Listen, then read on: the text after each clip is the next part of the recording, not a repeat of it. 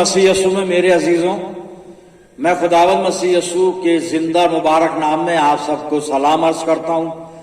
आज की इबादत में आपको वेलकम कहता हूं। अजीजों, मैं हमेशा आपके लिए दुआगो हूं कि खुदा का फजल आप सबको हमेशा महफूज रखे, खुश रखे, तंदुरुस्त रखे। आज के दिन के लिए परमेश्वर का धन्यवाद करते हैं। आज जो मेडिटेशन के लिए खुदा बाप ने मुझे वचन का हिस्सा दिया है, आप अपनी बाइबल में यूहन्ना रचित सुसमाचार और आखिरी अध्याय यानी 21 अध्याय और 20 से 23 आयत उसके आप देखें। आपकी बाइबल में आप देखिएगा, the gospel according Saint John chapter 21 and verse 20 to 23। यूहन्ना रचित सुसमाचार 21 अध्याय 20 पद से मैं पढ़ रहा हूं 23 पद तक। पतरस ने मुड़कर उस शागिर्द को पीछे आते देखा जिससे यीशु मोहब्बत रखता था और जिसने शाम के खाने के वक्त उसके सीने का सहारा लेकर पूछा था कि आए खुदावन, तेरा पकड़वाने वाला कौन है? पतरस ने उसे देखकर यीशु से कहा, आए खुदावंद, इसका क्या हाल होगा? यीशु ने उससे कहा, अगर मैं चाहूं कि ये मेरे आने तक ठहरा रहे तो तुझको क्या, तू मेरे पीछे हो ले। बस भाइयों में ये बात मशहूर हो गई कि वो शागिर्द ना मरेगा, लेकिन यीशु ने उससे ये नहीं कहा था कि ये ना मरेगा, बल्कि ये कि अगर मैं चाहूं कि ये मेरे आने तक ठहरा रहे तो तुझको क्या। खुदावन की बरकत उसके पाक कलाम के पढ़े जाने और सुने जाने पर हो, आमीन। आइए दुआ करें। खुदावन मसीह यस्सू में हमारे प्यारे आसमानी बाप, ये वक्त है तेरे जिंदा मुबारक कलाम पर मनन करने का। हम में से हर एक को पवित्र आत्मा की सामर्थ से परिपूर्ण कर पिता, कि हम पाक रूह की रहनुमाई में होकर तेरे कलाम को सुने, समझे, जाने और अपनी जिंदगियों में से जज्ब करें। परमपिता परमेश्वर, जब तक हम तेरी संगति में हैं, तेरे और हमारे बीच में कोई भी तीसरा ना आने पाए, अपने पाक फरिश्तों की सेना का बाड़ा हमारे चारों तरफ बांधना कि शैतान किसी भी तरह हमें दखल ना दे सके। अपनी जिंदगियों को तेरे अधिकार में देते हैं प्रभु, इस वचन के द्वारा हमसे बात कर और अपनी पाक मर्जी को हम पर जाहिर कर। सब कुछ तेरे हवाले करते हैं पिता परमेश्वर, और ये दुआ तेरे प्यारे इकलौते बेटे अपने नजात देने वाले खुदावंद यीशु मसीह के जिंदा और मुबारक नाम के वसीले से मांगते हैं। सुन और कबूल कर ले, आमीन। अजीजों, एक बार फिर परमेश्वर का धन्यवाद करते हैं सच्चे समय के लिए। ये हमारे लेंटन सीजन का समय है। रोज शाम को हम आराधनाओं में जाते हैं, रोज लेंट प्रेयर मीटिंग्स को हम अटेंड करते हैं और डेली हम प्रभु की संगति में रहते हैं। और ये बड़े मखसूस दिन है, और ये खुद इनकारी के दिन, सेल्फ डिनाइल का ये समय है कि हम अपने आप को इनकार करते हैं, क्योंकि ये वक्त खुदावंद मसीह यीशु की कुर्बानी को याद करने का है और अपने आत्मिक जीवन को प्रभु यीशु की पहचान में और ज्यादा मजबूत करने का है। तो यीशु मसीह का ये समय है मेरे अजीजों, जो हमें दिया गया है कि हम हमेशा उसकी संगति में रहें, न केवल शाम के वक्त 1 या 2 घंटे, बल्कि निरंतर हम प्रभु की संगति में रहें। तो आज जो वचन का ये हिस्सा मैं पढ़ रहा था आपके सामने, यूहन्ना रचित सुसमाचार 21 अध्याय 20 से 23 पद, और इसकी 22 आयत को मैं एक बार फिर दोहराना चाहूंगा। आप अपनी बाइबल में देखिएगा, यहां पे लिखा है, यीशु ने उससे कहा, यीशु पतरस से बात कर रहा है, यीशु ने उससे कहा, यानी पतरस से कहा, अगर मैं चाहूं कि ये मेरे आने तक ठहरा रहे तो तुझको क्या। 22 आयत को आप अपने इस जहन में रखिएगा, और आगे आयत पूरी होती है, तू मेरे पीछे हो ले। खुदावंद मसीह यीशु पतरस से हम कलाम है, पतरस से बात कर रहा है। पीछे बहुत कुछ हो चुका है, मैं वहां पर आपको लेकर नहीं जाऊंगा। मैं तो 20 पद से और 23 पद के बीच में आपसे बातचीत कर रहा हूं। खुदावंद मसीह यीशु पतरस के साथ साथ चल रहे हैं। पीछे यीशु मसीह का एक शागिर्द है, वो भी आ रहा है, और बाइबल बता रही है कि खुदावंद मसीह यीशु का ये वो शागिर्द है जिससे खुदावंद मसीह यीशु बहुत प्यार करता था और जिसने शाम के खाने के वक्त खुदावंद मसीह यीशु के सीने का सहारा लेकर उससे पूछा था, तेरा पकड़वाने वाला कौन है? और ये शिष्य यूहन्ना है मेरे प्रियजनों, यूहन्ना है ये। अब पतरस खुदावंद मसीह यीशु के साथ चल रहा है और 20 पद से पहले आप बाद में स्टडी कीजिएगा। खुदावंद मसीह यीशु ने पतरस को बताया कि पतरस, तुझे मेरी भेड़ों की रखवाली करनी है, मेरी भेड़ों को चराना है, और फिर एक वक्त आएगा तू बहुत बुजुर्ग होगा और तेरी उम्र बहुत ज्यादा लंबी होगी और बहुत बुजुर्ग होकर तू लंबी आयु प्राप्त करके तू मरेगा और अपनी मौत से खुदा के जलाल को जाहिर करेगा। ये बात मसीह यीशु ने पतरस को बताई है। तब 20 पद से हमारा जो टॉपिक शुरू होता है कि पतरस ने उस शागिर्द को जो पीछे आ रहा था, कौन? यूहन्ना को देख मसीह यीशु ने पतरस को तो बता दिया कि वो किस प्रकार की मौत मरेगा और परमेश्वर की महिमा अपनी मृत्यु से प्रकट करेगा। अब पतरस पीछे आते हुए यूहन्ना के बारे में सोच रहा है और खुदावंद मसीह यीशु से पूछता है कि इसका क्या होगा। यहाँ पे 20 पद में लिखा है ना, पतरस ने मुड़कर उस शागिर्द को पीछे आते देखा जिससे यीशु मोहब्बत रखता था और जिसने शाम के वक्त खाने के समय उसके सीने का सहारा लेकर पूछा था कि तेरा पकड़ा वाला है। पतरस ने उसे देखकर यीशु से कहा, आए खुदावंद, हे प्रभु, इसका क्या होगा? तब जो मैंने 22 पद आपके सामने पढ़ा, यीशु ने उससे कहा कि अगर मैं चाहूं कि ये मेरे आने तक ठहरा रहे तो तुझे क्या, तू मेरी भेड़ों को चरा, तू मेरे पीछे हो ले, तू मेरा काम कर, तू मेरी भेड़ों की रखवाली कर, वगैरह वगैरह। और आगे लिखा है कि यीशु मसीह ने जो यूहन्ना के लिए कहा कि अगर मैं ये चाहूं कि मेरे आने तक ये ठहरा रहे तो पतरस, तुझे इससे क्या, तू तो मेरे पीछे हो ले, तुझे अपने काम के बारे में सोचना है, अपने बारे में सोचना है। तो इस बात को सुनकर आगे भाइयों में, शागिर्दों में ये बात मशहूर हो गई कि यूहन्ना कभी ना मरेगा या खुदावंद मसीह यीशु के आने तक जिंदा रहेगा। लेकिन आगे 23 पद में उसका खुलासा किया गया है और वहां पे लिखा है कि भाइयों में ये बात मशहूर हो गई कि उस शागिर्द ना मरेगा, लेकिन यीशु ने उससे ये नहीं कहा था कि ये ना मरेगा, बल्कि ये कि अगर मैं चाहूं कि ये मेरे आने तक ठहरा रहे तो तुझको क्या। यीशु ने ये कहा था कि यूहन्ना मेरे आने तक ठहरा रहे तो भाई तुझे क्या। यीशु ने ये नहीं कहा था कि ये नहीं मरेगा। और यूहन्ना मर गया और खुदावंद मसीह यीशु अभी नहीं आया, हम उसकी बाट जो रहे हैं, और लेकिन वो शीघ्र आने वाला है जो वचन बताता है। और ये शीघ्र का जो वक्फा है ना, जो समय है, ये परमेश्वर के अनुसार है, ये हमारे अनुसार नहीं है ये। लेकिन हम यूहन्ना की बात आज करेंगे थोड़ी देर के लिए कि यूहन्ना को जो एक इतना मुबारक कॉम्प्लीमेंट खुदावंद मसीह यीशु ने दिया, उसका मतलब क्या था और क्या यूहन्ना मसीह यीशु के आने तक रहा क्या। मेरे अजीजों, कलाम बताता है कि यूहन्ना जब खुदावंद मसीह यीशु की गवाही देने के कारण पतमुस टापू में कैद था तो वहां पर खुदावंद मसीह यीशु ने अपना फरिश्ता यूहन्ना के पास भेजा और इसको दर्शन दिया। और उस दर्शन को यूहन्ना ने लिखा, जिसको मैं और आप प्रकाशित वाक्य, रेवलेशन कहते हैं। और इस प्रकाशित वाक्य में यूहन्ना ने वो सारी बातें देखी जो प्रभु यीशु मसीह के दूसरे आगमन के समय में घटित होंगी। वो भविष्यवाणियां देखी, वो घटनाएं देखी। प्रभु यीशु मसीह को मेमने के रूप में देखा, प्रभु यीशु मसीह को सिंहासन पर बैठे हुए देखा, प्रभु यीशु मसीह को न्याय करते हुए देखा। प्रभु यीशु मसीह को उसने इस दर्शन में, जो प्रकाशित वाक्य में उसने कलमबंद किया है ना, यूहन्ना ने प्रभु यीशु मसीह को शैतान का वध करते देखा, पशु का वध करते देखा, झूठे नबियों का वध करते देखा। और उसने ये देखा, जो उसका सारांश है, कि परमेश्वर प्रभु यीशु मसीह के द्वारा विश्वासियों के सब शत्रुओं का नाश करेगा और विश्वासियों को फिर प्रभु यीशु मसीह के द्वारा एक नया स्वर्ग, नई पृथ्वी और नया यरूशलेम, नई कलीसिया, अनंत जीवन, ये सब कुछ प्राप्त होगा। ये मेरे अजीजों यूहन्ना ने देखा।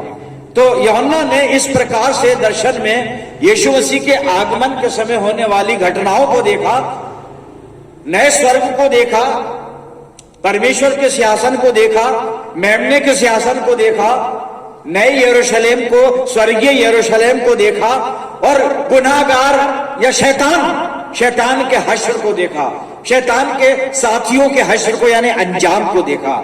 यूहन्ना ये सब बातें देखता है। इसलिए खुदावंद मसीह यीशु ने पतरस को कहा था कि अगर मैं ये चाहूं कि ये मेरे आने तक ठहरा रहे तो तुझे क्या। यूहन्ना खुदावंद मसीह यीशु के आगमन के समय होने वाली घटनाओं को, होने वाले न्याय को और उससे पहले की तमाम जो बातें होंगी, उन भविष्यवाणियों को, उन दर्शनों को देख रहा है पतमुस टापू में। मेरे अजीजों, ये प्रकाशित वाक्य की जो पुस्तक है बड़ी मुबारक पुस्तक है। धन्य है इसका पढ़ने वाला और समझने वाला। ये इस पुस्तक में लिखा है मेरे अजीजों, और ये भविष्यवाणी की पुस्तक है। और अंत में ये लिखा है कि कोई इसमें से कोई हेर फेर कर नहीं सकता, इसको बदल नहीं सकता, ना इसमें से एक शब्द हटा सकता है, ना इसमें एक शब्द जोड़ सकता है। पर हम बात कर रहे हैं यूहन्ना ने जो प्रभु यीशु मसीह के आगमन से संबंधित तमाम घटनाओं को, चाहे वो वर्तमान की हो चाहे भविष्य की हो, उन्हें देखा। और हम कह सकते हैं कि प्रभु के आगमन को दर्शन में देख लिया उसने। क्यों देखा, क्यों देखा मेरे जीजों? और सिर्फ यूहन्ना को ही सब कुछ क्यों दिखा? पतरस को क्यों नहीं दिखा? अन्य शिष्यों को क्यों नहीं दिखा? हाँ, यीशु मसीह यूहन्ना से प्यार करता था, पर यीशु मसीह सबसे प्यार करता था और सबसे प्यार करता है। वो आपसे भी करता है, मुझसे भी करता है। तभी तो हम सबके लिए अपने अपने अपने प्राणों को कुर्बान कर दिया मेरे अजीजों, ताकि मैं और आप पाप से और मृत्यु के बंध से छुड़ाए जाएं। तो यूहन्ना को ये सब कुछ क्यों दिखा? कभी हम पर ऐसा दर्शन क्यों नहीं जाहिर हुआ? कभी हम पर ऐसी बातें क्यों नहीं रिवील होती हैं? ये रहस्य हम पे प्रकट क्यों नहीं होते हैं? हम पे प्रकट नहीं होते। आपके पास मुकाशिफा है, आप ये नहीं कह सकते हम पे, हमारे पास मुकाशिफा। जी, ये तो मुकाशिफा वो है जो यूहन्ना को मिला है। आपको क्या मिला है अलग से? ये तो उसको मिला हुआ है और हमारे लिए है, ताकि हम ईमान में मजबूत हो जाएं और अपने आप को प्रभु यीशु मसीह के दूसरे आगमन के लिए तैयार कर लें। जी, मैं कुछ पद पढ़ने जा रहा हूं प्रकाशित वाक्य की पुस्तक, और पहला अध्याय और इसके 9 और 10 पद को आप देखिए कि यूहन्ना को ये क्यों दिखा। इतनी मुबारक घटनाएं, इतनी मुबारक बातें, और परमेश्वर का वो मेमना, कलीसिया का दुल्हा खुदावंद मसीह यीशु क्यों दिखा दर्शन में। आइए पढ़ते हैं हवाला यूहन्ना का प्रकाशित वाक्य 1 अध्याय 9 और 10 पद पढ़ रहा हूं मैं यूहन्ना, जो तुम्हारा भाई और यीशु के क्लेश और राज्य और धीरज में तुम्हारा सहभागी हूं, परमेश्वर के वचन और यीशु की गवाही के कारण पतमुस नामक टापू में था। कैद है वहां पर वो। 10वें पद में लिखा है, मैं प्रभु के दिन आत्मा में आ गया और अपने पीछे तुरही का सा बड़ा शब्द ये कहते सुना। प्रभु के दिन कहता है मैं आत्मा में आ गया। प्रभु के दिन पवित्र आत्मा में आ गया साहब। और तब उसने शब्द सुना, और वो शब्द जो सुना वो इतना लंबा शब्द था, इतना बड़ा शब्द था, इतनी बड़ी बातें थी उनमें, वो सारी घटनाएं थी जिसको हम प्रकाशित वाक्य कहते हैं। पर इसने वो सुना, वो दर्शन भी देखा, इसने सब कुछ देखा अपनी आंखों से। प्रभु यीशु मसीह कैसे न्याय करेगा वो भी इसने देखा, और कैसे दुष्टों का अंत होगा उसने देखा, शैतान का कैसे अंत होगा, कैसे पशु का वध किया जाएगा, सब कुछ इसने देखा। क्यों देखा? क्योंकि यहां लिखा है कि मैं प्रभु के दिन आत्मा में आ गया। यूहन्ना वो है जो प्रभु के दिन केवल पवित्र आत्मा में रहता है। साहब, इसका ध्यान और कहीं नहीं रहता है। ये प्रभु के दिन आत्मा में रहता है, ये प्रभु के दिन इबादत करता है, ये प्रभु के दिन केवल उपवास करता है, ये प्रभु के दिन केवल प्रभु के बारे में सोचता है। पवित्र आत्मा में रहता है, ये प्रभु के दिन आत्मा में रहता है। ये मैंने बताया शुरू में कि ये हमारे लेंटन सीजन है। खुदावन मसीह यीशु के ये वो दिन है जिसमें हम यीशु मसीह की कुर्बानी को याद करते हैं और रोज शाम को इबादत करते हैं। ये प्रभु के दिन है साहब। हम इन प्रभु के दिनों में क्या करते हैं? कि हम आत्मा में बने रहते हैं या संसारिक कार्यों में लिप्त रहते हैं? हम दुनियावी बहुत हैं, संसारिक हैं हम। लेकिन ये कहता है मैं प्रभु के दिन, इसके लिए प्रभु का दिन क्या था? ये जिस प्रभु के दिन की बात करता है वो था रविवार। और रविवार को प्रभु का दिन इसलिए कहा गया है कि खुदावन मसीह यीशु इतवार के दिन मुर्दों में से जिंदा हो गया था, इसलिए उसको द डे ऑफ लॉर्ड कहा गया है। संडे प्रभु का दिन। बाइबल 3 दिनों का जिक्र करती है साहब। एक तैयारी का दिन जो शुक्रवार की शाम 4 बजे से शुरू होता है और ये यहूदियों का दिन है, तैयारी का दिन। फिर सबत का दिन है शनिवार, जो यहूदियों के लिए इबादत का और पाक दिन है, जिसको विश्राम का दिन कहा गया है। लेकिन ये बिस्तर पर लेटकर आराम करने का दिन नहीं है, ये दुनिया के कामों को छोड़कर प्रभु की संगति में रहने का दिन है, इसलिए इसको विश्राम दिन कहा गया है। सबत दिन, पवित्र दिन, ये यहूदियों का है। मेरा और आपका दिन है इतवार, यानी प्रभु का दिन, संडे। हम आज इबादत कर रहे हैं यहां पे। और इसी दिन यानी प्रभु के दिन यूहन्ना कहता मैं आत्मा में आ गया। मेरे अजीजों, बताना मैं ये चाह रहा हूं कि जो परमेश्वर का समय है, खुदावंद मसीह यीशु का दिया हुआ वक्त है, वो पवित्र आत्मा में रहने का समय है। हम कई बार आत्मा से अलग होकर हम दुनिया के साथ हो लेते हैं। मेरे अजीजों, हम ये प्रभु के दिन को किस तरह ऑब्जर्व करते हैं? अच्छा, संडे की बात कर लें। आज संडे कैसे ऑब्जर्व करेंगे? क्या हम दिन भर आत्मा में रहेंगे या सिर्फ 1.5 घंटे का चर्च अटेंड करके और फिर सारी दुनियावी बातों में जाके हम लिप्त हो जाएंगे और संसार की बातों में खो जाएंगे और संसारिक हमारे कार्यक्रम चलेंगे और सारी बातें दुनियावी होंगी? या हम दिन भर प्रभु के चरणों पे रहेंगे, प्रभु की संगति में रहेंगे, प्रभु के विचारों में रहेंगे? क्या है प्रभु का दिन मेरे और आपके लिए? यूहन्ना कहता है प्रभु के दिन मैं आत्मा में आ गया। हमें आत्मा में आना होगा, हमें पवित्र आत्मा में रहना होगा, हमें पवित्र आत्मा के साथ रहना होगा, हमें पवित्र आत्मा के असर में, प्रभाव में रहना होगा। और न केवल संडे को बल्कि हर लम्हा, हर क्षण मेरे अजीजों, क्योंकि हर एक क्षण प्रभु यीशु मसीह का है। दिन प्रभु का दिन ही नहीं है, इतवार का दिन ही प्रभु का दिन नहीं है, सारा समय प्रभु का है मेरे अजीजों। यह आत्मा में आने का दिन है, ये सैक्रिफाइस करने का, पाकीज़गी का, पवित्रता का दिन है, इबादत का दिन है मेरे अजीजों। अपने आप का इनकार करने का, सेल्फ डिनाइल का ये दिन है। उपवास के साथ इबादत करने का दिन है, क्योंकि प्रभु का दिन है। मैं और आप क्या करते हैं प्रभु के दिन मेरे अजीजों? हमारी इबादत मॉर्निंग में होती है, बहुत थोड़े वक्फे के लिए, 1.5 घंटा या बस 2 घंटा बस। उसके बाद, क्योंकि अगर हम आत्मा में नहीं हैं तो इसका मतलब हम हलाकत में हैं। हम जिंदगी नहीं है हमारे पास, प्रभु यीशु मसीह नहीं है हमारे पास, बरकतें नहीं है हमारे पास, शांति नहीं है हमारे पास, अगर हम आत्मा में नहीं है तो। हमें आत्मा में रहना है प्रभु के दिन। और इन दिनों में, जबकि ये लेंटन सीजन के दिन चल रहे हैं, रोज शाम को हम दुआ में आते हैं, बंदगी में आते हैं, इबादतें करते हैं। 1-1, 2-2 इबादतें होती हैं एक दिन, एक स्थान पर।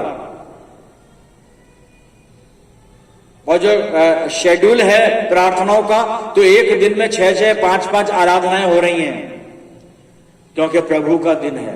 आराधना हो रही है, अच्छी बात है, पर हमें आत्मा में भी रहना है, यानी पवित्र आत्मा में।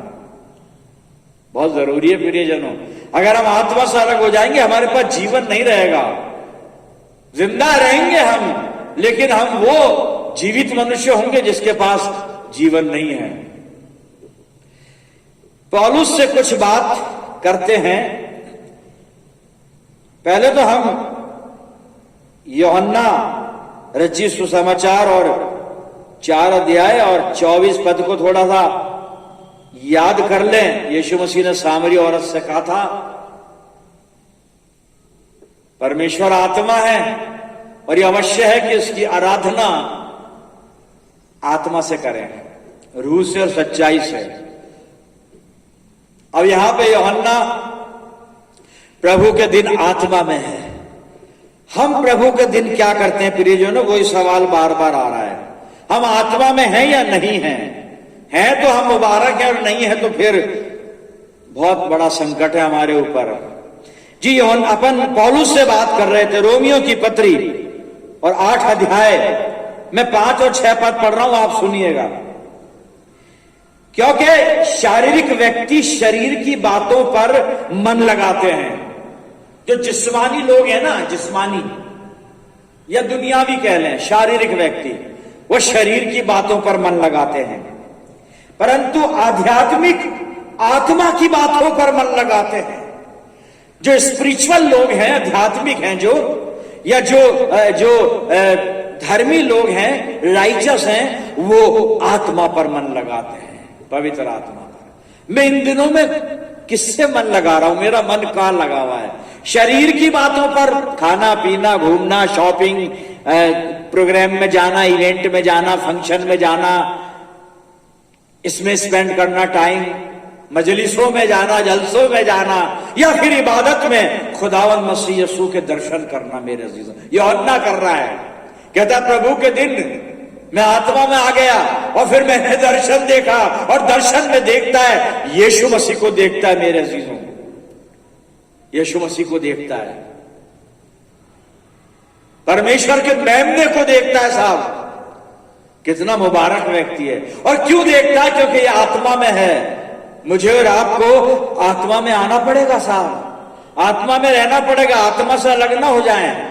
जी वही रोमियो 8:5 पद के जो शारीरिक व्यक्ति शरीर की बातों पर मन लगाते हैं, आध्यात्मिक आत्मा की बातों पर मन लगाते हैं। 6ठा पद सुनिए, शरीर पर मन लगाना तो मृत्यु है। शरीर पर मन लगाना तो मृत्यु है, परंतु आत्मा पर मन लगाना जीवन और शांति है। यहीं से इवेल्युएशन शुरू कर दीजिए, खुद को इवेल्युएट कीजिए। हम मृत्यु की तरफ जा रहे हैं या जीवन और शांति की तरफ जा रहे हैं? अगर हम आत्मा में हैं तो जीवन और शांति की तरफ जा रहे हैं। अगर आत्मा में ना होकर हम शरीर में जी रहे हैं, शारीरिक बातों में समय व्यर्थ कर रहे हैं, शारीरिक चीजों में दिल लगाते हैं, तो हम मृत्यु की तरफ जा रहे हैं। मेरे अजीज, हम मृत्यु की तरफ जा रहे हैं। हम सावधान रहें, आत्मिक बातों पर मन लगाएं, स्वर्गीय बातों पर मन लगाएं प्रियजनों। और खुदा करे कि इन दिनों में हम पवित्र आत्मा में बने रहें, हम पवित्र आत्मा में पाए जाएं। मैं रोमियो 8 और 12 पद और 13 पद पढ़ना चाहूंगा। ये आखिरी हवाले हैं, सुन लीजिए। पौलुस कलीसिया को एक सलाह दे रहा है, इसमें कॉम्प्लीमेंट भी है, मेरे और आपके लिए आशीष भी है। पौलुस कहता है रोमियो 8:12-13, इसलिए भाइयों हम शरीर के कर्जदार नहीं कि शरीर के अनुसार दिन काटें, क्योंकि यदि तुम शरीर के अनुसार दिन काटोगे तो मरोगे। बिल्कुल साफ पौलुस ने कलीसिया को बता दिया, और इस वचन के द्वारा मुझे बता रहा है, हमें बता रहा है।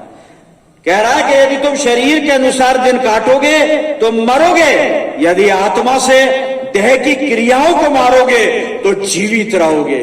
मेरे अजीजों, मौत और जिंदगी दोनों चीज, चॉइस हमारी है, दोनों सामने रखी हुई है, चॉइस हमारी है। इन दिनों में हमें आत्मा में रहना है, हमें आत्मा में रहना है ताकि हम जीवित रहें और शांति हासिल करें, आशीषें हासिल करें।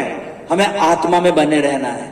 खुदा हमें तौफीक दे, पवित्र आत्मा की सामर्थ्य से हमें परिपूर्ण कर दे कि हम उस पवित्र आत्मा की सामर्थ्य में इस समय को, जो बड़े बड़े बड़े पवित्र दिन हैं, आराधना का समय है, आराधना के दिन है, पाकीज़गी के दिन है, और प्रभु से पूरी तरह से लौ लगाने के दिन है। मेरे अजीजों, हम ये करना सीख जाएं, आत्मा में पाए जाएं, पवित्र आत्मा में पाए जाएं। प्रभु हमारी अगुवाई करे। इस वचन के द्वारा खुदा बाप हम सबको बरकतें दे। मेरे अजीजों, आइए दुआ करें। खुदावन मसीह यीशु में प्यारे आसमानी बाप, धन्यवाद करते हैं जिंदा मुबारक कलाम के लिए जो हमारी रहनुमाई फरमाता है और जिसने आज हमें सिखाया है कि प्यारे खुदावन हमको हमेशा पवित्र आत्मा की अगुवाई में चलना है ताकि जीवन हासिल करें और शांति प्राप्त करें। प्रभु जी हम सबको तौफीक दे कि हम पवित्र आत्मा की अगुवाई में अपना जीवन व्यतीत करें। मैं दुआ करता हूं जितने लोग प्रार्थना में मेरे साथ जुड़े हुए हैं खुदा बाप, इन सब पर तेरी शफकत, रहमत और बरकत का साया हमेशा बना रहे। हम सब मिलकर पूरे आलम के लिए दुआएं खैर करते हैं। प्रभु जी परमपिता परमेश्वर, धन्यवाद के साथ हमें प्रार्थना तेरे प्यारे पुत्र अपने उद्धार करता और जीवन देने वाले प्रभु यीशु मसीह के जिंदा और मुबारक नाम के वसीले से मांगते, सुन और कबूल कर ले। आमीन। अब हमारे प्रभु यीशु मसीह का अनुग्रह, पिता परमेश्वर का प्रेम, पवित्र आत्मा की सहभागिता हम सब के साथ, तमाम ईमानदारों के साथ, हमारी सब कलीसियाओं के साथ अब से लेकर हमेशा तक होती रहे। आमीन।